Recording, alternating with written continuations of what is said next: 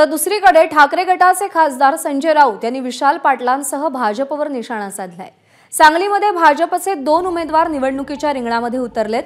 भाजपला या दोन्ही उमेदवारांना रसद पुरवायची असल्यास त्यांनी पुरवावी अशी टीका संजय राऊत यांनी केली आहे।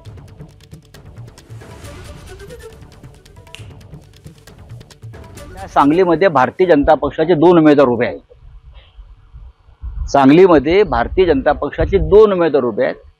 त्याच्यामुळे आम्ही सुद्धा असं म्हणतो की ठीक आहे, 2 उमेदवारांना रसद पुरवायची असेल तर ती भारतीय जनता पक्षाने पुरवावी। एक काका आहेत, एक दादा आहेत। काका आणि दादांच्या प्रचारासाठी काल योगी आले, उद्या भोगी येणार आहेत। येऊ द्या ना, आम्हाला चिंता नाही। आम्ही आमच्या उमेदवाराचा प्रचार करतोय। आमची विमानं तपासा, आमच्या गाड्या तपासा, आमच्या खोल्या तपासा, काही हरकत नाही। एबीपी माझा, उघडा डोळे बघा नीट।